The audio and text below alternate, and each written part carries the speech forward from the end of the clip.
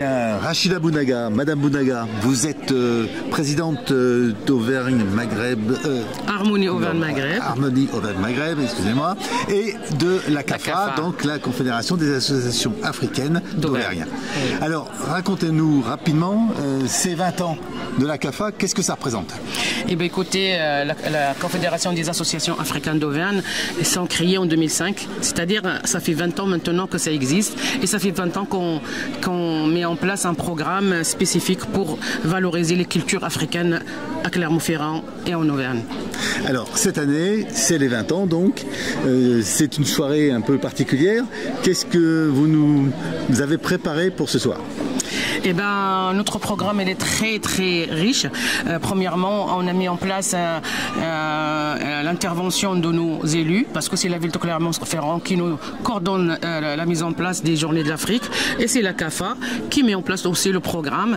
Premièrement, on met un défilé qui relie les Sénégalais avec les Marocains, présenter des tenues traditionnelles. On a un repas qui est constitué de deux spécialités, une marocaine et une camerounaise. On a une danse de percussion, démonstration avec le groupe musical Apodema.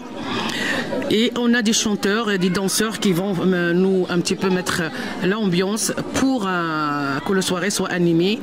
Et j'ai oublié que l'ouverture des Journées de l'Afrique, c'est-à-dire d'ici quelques minutes, on aura le groupe musical Oulad Nachat qui vont nous faire Dadaka de Marrakech pour ouvrir les Journées de l'Afrique, plus autres prestations au milieu de la soirée.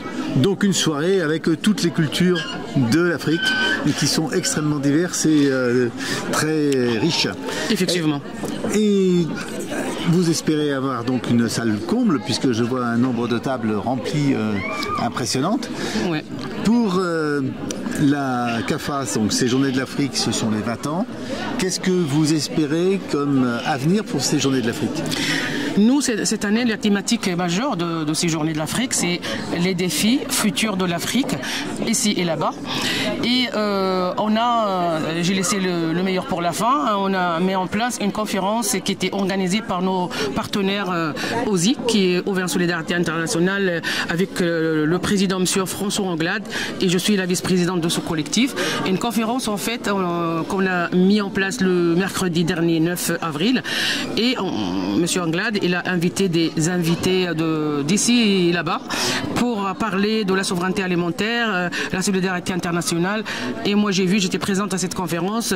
Il y avait des invités de plusieurs nationalités. Il y a la Côte d'Ivoire, il y a le Cameroun, et on avait un troisième que vous pouvez me rappeler, M. Anglade, c'est... Il y avait Côte d'Ivoire, Cameroun, et le Sénégal. Et le Sénégal. Et c'était des Gabon. Et le Gabon. Et c'était des intervenants. Moi, personnellement, en tant que vice-présidente, c'était des intervenants de qualité. On a appris beaucoup de choses avec ces personnes-là, parce qu'il y a même une intervenante aussi qui est de Clermont-Ferrand, Madame Céline Porcheron, qui était à quel pays tu nous as dit? C'est au Bénin. Elle vient d'arriver du Bénin avec cette expérience majeure. Elle nous a fait un petit rappel de tout ce qui se passe surtout là-bas, et elle a parlé de la solidarité internationale, tout ce qui nous attend avec OSI pour travailler localement en respectant les règles ici en France. Alors, donc un thème très riche cette année avec donc les défis que le continent africain a relevés pour aujourd'hui et pour demain.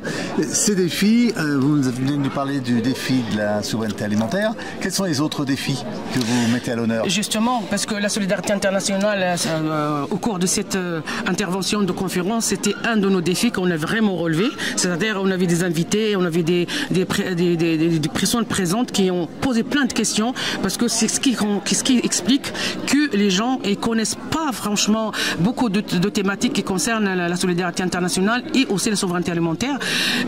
Ça, c'est le premier défi que moi personnellement que j'encourage, et c'est à refaire, on refera. Et le deuxième défi, moi personnellement, avec Harmonie Auvergne-Maghreb, je suis membre de Réseau Égalité des droits des femmes et des chances.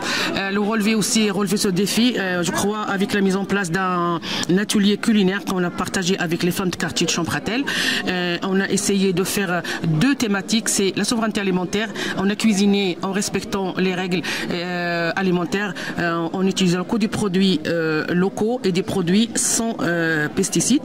Et le défi, c'est faire partager ces femmes ces idées, parce que dans nos quartiers, il y a des personnes qui posent beaucoup de questions concernant la souveraineté alimentaire, la solidarité internationale.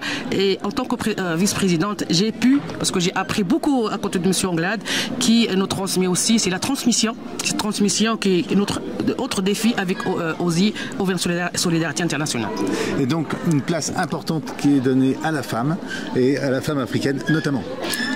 Oui, vous me faites penser à... Parce qu'on a mis en place aussi vendredi dernier, au cours de cet atelier culinaire, des portraits de femmes d'immigrés et qui sont demandeuses en fait d'exil. Ces portraits, et on avait des témoignages qu'une femme qui a traversé en fait de son pays jusqu'à arriver en Italie. Elle a fait beaucoup de trajectoires pour arriver en France. C'est une femme qui était enceinte pendant le trajet et elle est arrivée en France, elle a accouché et maintenant elle est accompagnée avec nos professionnels sociaux et elle est en train de régulariser sa situation, avoir un logement. C'est un autre défi aussi qu'on a essayé de relever pendant ces journées de l'Afrique. Eh bien écoutez, c'est important de parler de tous ces défis et c'est vrai que le partager entre Africains et avec les Clermontois, c'est un atout. Voilà, je vous remercie de cette opportunité qu'on nous donne pour éclaircir cette thématique de défis africains ici et là-bas. Merci à vous. Merci Rachida.